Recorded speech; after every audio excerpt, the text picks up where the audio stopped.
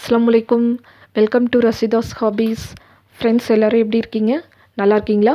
இன்றைக்கி நம்ம என்ன வீடியோ பார்க்க போகிறோம் அப்படின்னாக்கா, இஃப்தாருக்கு சாப்பிட்ற மாதிரி செம்மையான ஒரு வெஜ் சமோசா எப்படி செய்கிறதுன்னு தாங்க பார்க்க போகிறோம். வாங்க வீடியோக்குள்ளே போய் பார்க்கலாம்.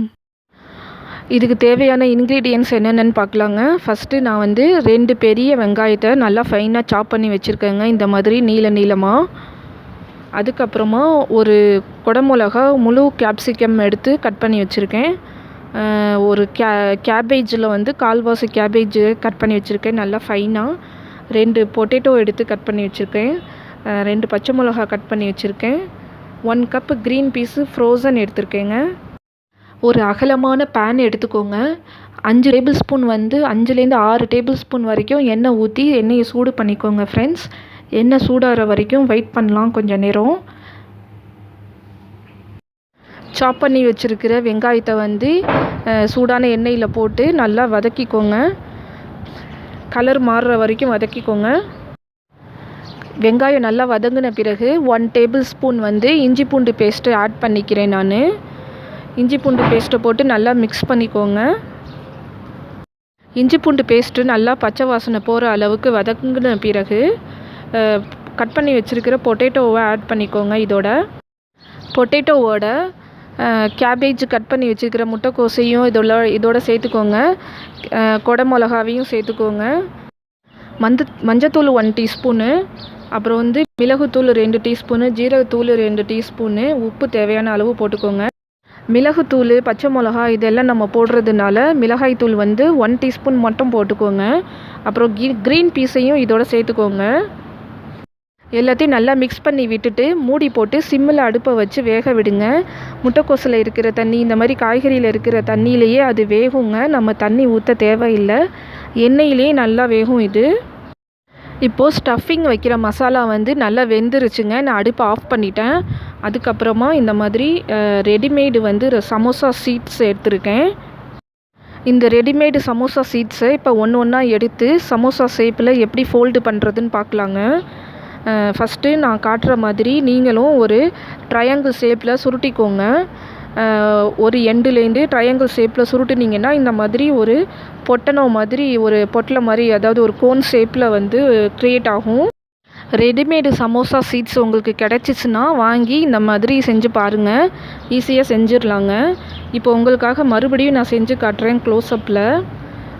நான் மடிக்கிற மாதிரியே மறுபடியும் நீங்கள் மடிச்சுக்கோங்க.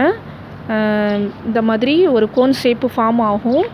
அந்த கோன் ஷேப்புக்குள்ளே தான் நம்ம ஸ்டஃபிங் வைக்க போகிறோம். இங்கே பாருங்கள், இந்த கோனோட எண்டு நல்லா ஷார்ப்பாக இருக்கணும். அந்தளவுக்கு நல்லா ஷார்ப்பாக வர மாதிரி, லூஸாக இல்லாமல் கேப்பு வராமல் நல்லா டைட்டாக ரோல் பண்ணிக்கோங்க. அந்த கோன் ஷேப்பு டைட்டாக ரோல் பண்ணிங்கன்னா எண்டு நல்லா க்ளோஸ்டாக இருக்கும்.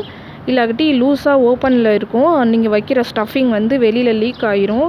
அதனால் அந்த கோன் ஷேப்பை நல்லா டைட்டாக ரோல் பண்ணிக்கோங்க. ரோல் பண்ண பிறகு ஸ்டஃபிங் வைக்க வேண்டியது தான். இப்போது நான் 2 டீஸ்பூனு இல்லாட்டி 2 டேபிள் ஸ்பூன் உங்களுக்கு இந்த கோன் ஷேப்பு கொள்கிற அளவுக்கு நீங்கள் ஸ்டஃபிங் மசாலாவை எடுத்து இந்த கோன் ஷேப்புக்குள்ளே வச்சு ஃபில் பண்ணிக்கோங்க.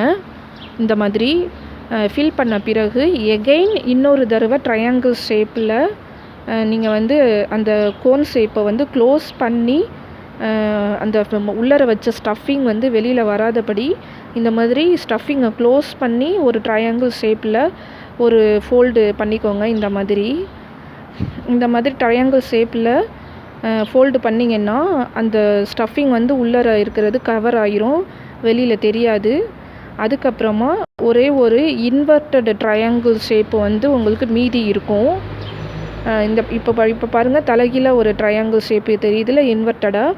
இந்த இன்வெர்ட்டட் ட்ரையாங்கிள் ஷேப்பில் நீங்கள் மைதா மாவு பேஸ்ட்டை அப்ளை பண்ணி அதை க்ளோஸ் பண்ணிட வேண்டியது தான். நம்மளோட சமோசா ரெடி ஆயிடுச்சு. நான் இப்போது இந்த கப்பில் 2 டேபிள் ஸ்பூன் மைதா மாவு எடுத்துக்கிட்டேன். அப்புறம் 1/4 டம்ளருக்கும் குறைச்சலாக தண்ணி ஊற்றி நல்லா கட்டி இல்லாமல் மிக்ஸ் பண்ணிக்கோங்க. ஒரு மைதா மாவில் பேஸ்ட்டு மாதிரி ரெடி பண்ணிக்கோங்க. இந்த பதத்தில் நல்லா ரொம்ப தண்ணியாகவும் இல்லாமல் ரொம்ப கெட்டியாகவும் இல்லாமல் நான் காட்டுற அளவில் கரைச்சி வச்சுக்கோங்க.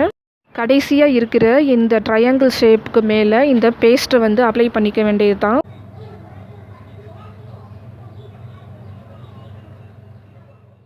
இப்போ பாருங்கள், நல்ல பர்ஃபெக்டான ட்ரையாங்கிள் ஷேப்பில் நமக்கு ரெடிமேட் சமோசா சீட்ஸை யூஸ் பண்ணி நம்ம சமோசா ஃபோல்டு பண்ணிட்டோம்.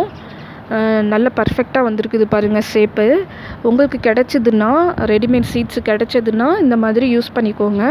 அப்படி இல்லைன்னா நீங்கள் ஃப்ரெஷ் மைதா மாவு யூஸ் பண்ணி நீங்கள் மாவு பிசைஞ்சு வச்சு இந்த மாதிரி மேல் மாவு ரெடி பண்ணிக்கோங்க. அதுக்கப்புறம் எல்லா சமோசாவையும் இந்த மாதிரி ஃபோல்டு பண்ணி ஸ்டஃபிங் எல்லாம் உள்ளே வச்சு ஃபோல்டு பண்ணி ரெடி பண்ணி வச்சுட்டேங்க. இதை வந்து ஒன்று ஒன்றா எடுத்து நான் வந்து இப்போ வந்து பொரிக்க போகிறேன் எண்ணெயில். நான் வந்து ஆயிலை வந்து 1 or 2 டைம்ஸ்க்கு மேலே யூஸ் பண்ண மாட்டேன். உங்களுக்கும் தெரியும் நிறைய டைம்ஸ் யூஸ் பண்ணக்கூடாதுன்னு.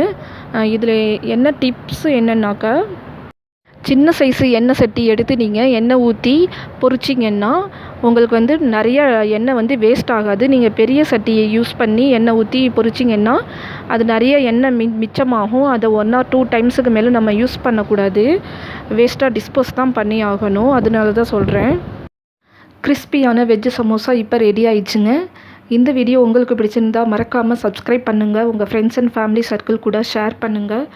பெல் ஐக்கானை ப்ரெஸ் பண்ணுங்கள்.